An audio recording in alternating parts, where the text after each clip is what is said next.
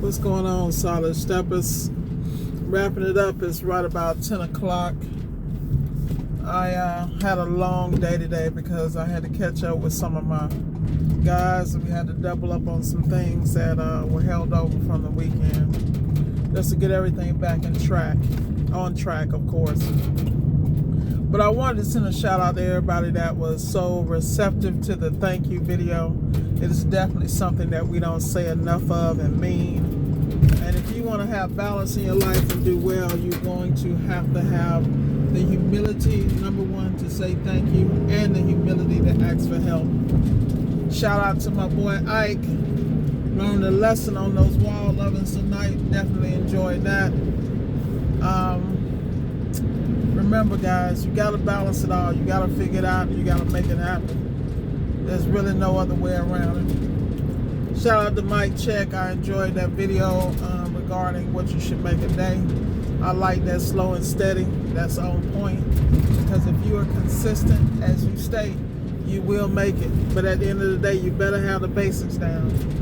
If not, you'll be back correcting issues after issues, and everything you make will be going out the back door. So just like he stated, get your craft down first and everything else will come. You know, at the end of the day, the setup is real. So right now, getting ready to go crash. Got an early start tomorrow, and got class tomorrow night. So my goal is to stay organized, focused, and disciplined. Can't wait to crash. What y'all don't know is I had a little mini nap in the middle of the day, called myself stopping somewhere to meditate at Marcone Pompano. Next thing you know, I done passed out.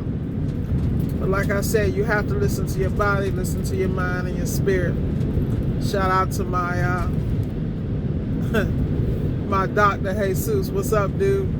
And like I said, y'all, it's all about being a better you. Shout out to my friend Wendy in the A.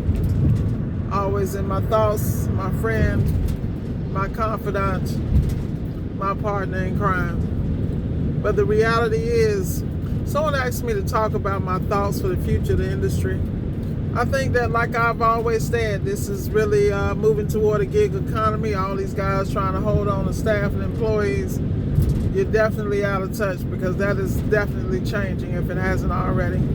You know, you don't have the employees of old that worked for Sears for years in these different companies, you know, that want that solid, steady paycheck and all the benefits. Those people are aging out. Right now, you got these newcomers that come in. They want to work when they want to work. They want to do what they want to do. And they want all the benefits without the grind. So you're going to have to tweak your business for that. And you're going to have to protect the business.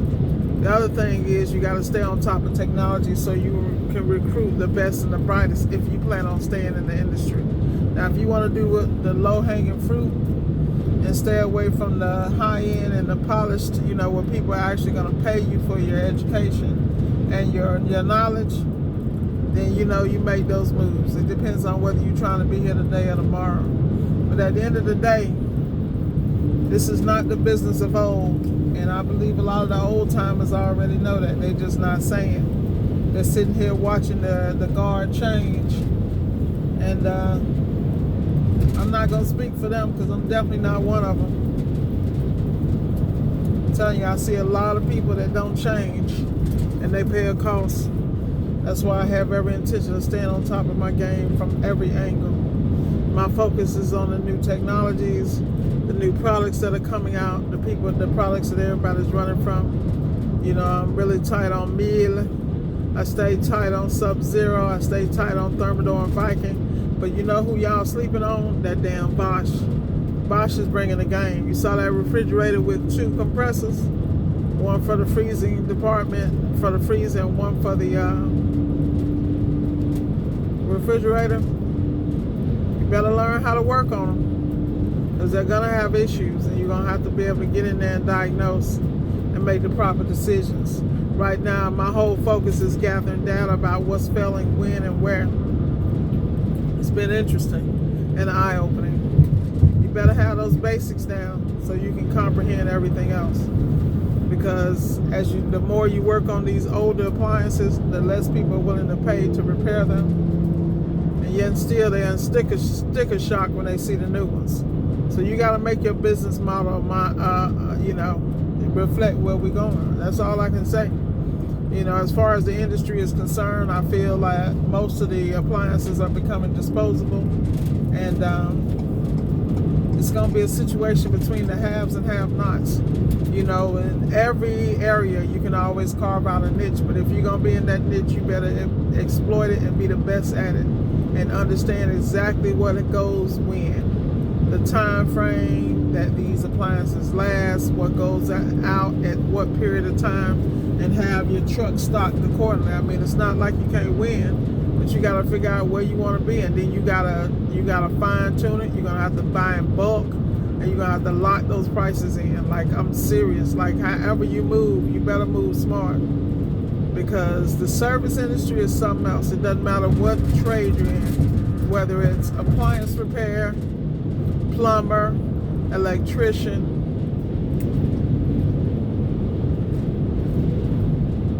Prime example, I had to deal with a wall oven tonight. Customer kept asking me, did I do lights? And all I kept thinking about was Terry the electrician. That would have been a perfect opportunity for him, but he's in Atlanta. And to be honest with you, there are no electricians that I would recommend down in this area that I know, in this particular, in the Boca Raton area. Now in Palm Beach, I got them all day long. Down south, I got them all day long. I'll put my name on them, but you got some other ones up here? Heck no. I don't know any, and I'm not putting my name. I know some, but I'm not putting my name on them because I don't know the quality of work, and I don't want to be affiliated with BS. But I sit back here and I watch these guys grab anything, work on anything, and they don't make a business decision before they do it. Not me. I'm making a business decision before I do anything. I'm looking at staffing. I'm looking at how much it's going to cost me and how much profit we're going to make, period, dot end. Because I run a business, and the business has to be profitable on a daily basis. I refuse to be digging myself out a hole, even though I watch people do it every day. It's not like I haven't been there too. That's why I am hyper-focused. Hyper-focused. Oh, that's an interesting situation waiting to happen. How's that going to work? You better get from in between those two trucks.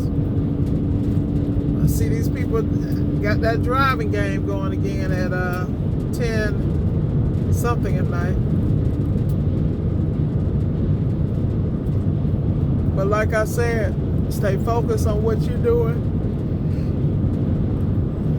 Do it well. Y'all know I'm yawning because it is way past my bedtime. But another reason why I'm just not communicating is because I finished some things earlier, but I'm so anal about handling paperwork. I will pull in a Publix parking lot and use my virtual office, because when I get to the crib, I'm all about crashing, getting the best sleep possible. Like right now, I'm messing up my circadian rhythm right now. It's 10:13. I should be in the bed. I should be in the middle of REM sleep. As they say, duty calls, but I'll be home here in a few minutes. But I wanted to definitely send a video out telling everybody thank you, giving a little tidbit on what I think and where the industry's going. As always, I gotta check in on my solid steppers. Stay blessed, stay focused, and above all else, y'all, stay you. Be blessed. I'll talk to you guys tomorrow.